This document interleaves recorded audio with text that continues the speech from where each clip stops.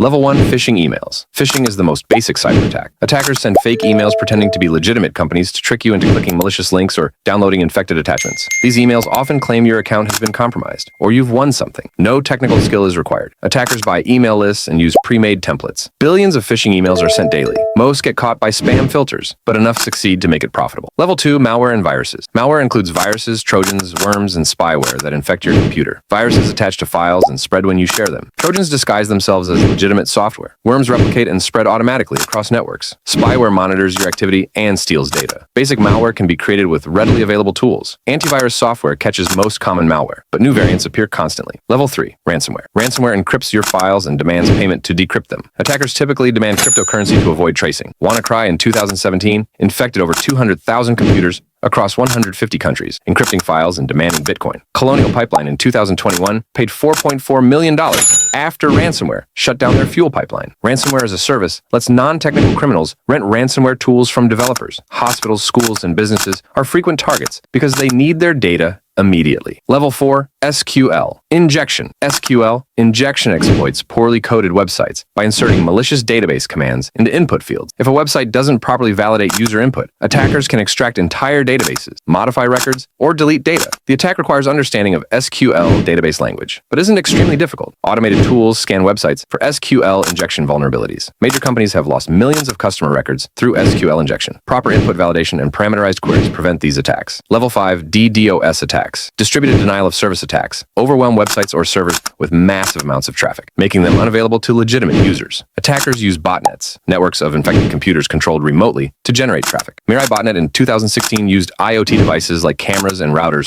to generate traffic. The attack brought down major websites including Twitter, Netflix, and Reddit. DDoS attacks don't steal data, but cause disruption and financial losses. GitHub experienced a 1.35 terabits per second DDoS attack in 2018, the largest recorded at the time. Level 6 Advanced Persistent Threats. PTs are long-term targeted attacks, where hackers gain access to networks and remain undetected for months or years. Attackers establish multiple entry points, steal credentials, and move laterally through networks. These attacks target specific organizations, usually for espionage or intellectual property theft. PT groups are often state-sponsored with significant resources. They use zero-day exploits, vulnerabilities unknown to software vendors. Detection requires sophisticated security monitoring and threat hunting. Level 7 Supply chain attacks. Supply chain attacks compromise software or hardware before it reaches the target. Attackers infect legitimate software updates or insert malicious code into hardware during manufacturing. SolarWinds attack in 2020 compromised software used by thousands of organizations, including U.S. government agencies. Attackers inserted malware into SolarWinds updates, giving them access to customer networks. These attacks are devastating because victims trust the compromised software. NotPetya in 2017 spread through compromised Ukrainian accounting software, causing over $10 billion in damages globally. Level 8 Zero-day exploits and nation-state attacks. Zero-day exploits target vulnerabilities that software vendors don't know exist. No patches available, making them extremely valuable. Nation-state actors develop or purchase zero days for espionage and cyber warfare. Stuxnet in 2010 used 4 zero-day exploits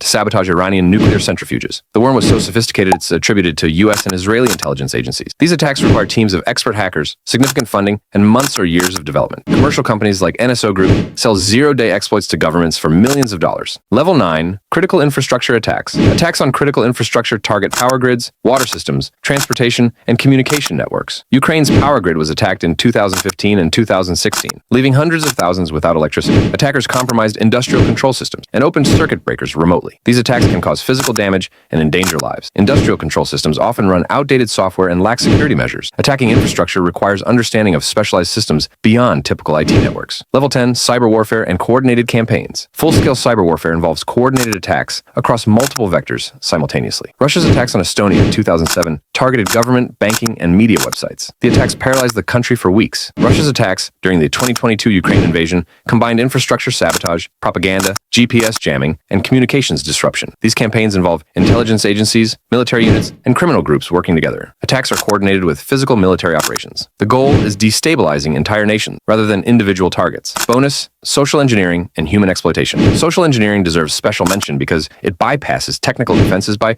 manipulating people. Attackers impersonate trusted individuals to gain access or information. Kevin Mitnick famously used social engineering more than technical hacking to compromise systems. Phishing uses phone calls, while pretexting creates elaborate scenarios to gain trust. Physical access attacks involve entering buildings by tailgating or impersonating employees. Human psychology remains the weakest link.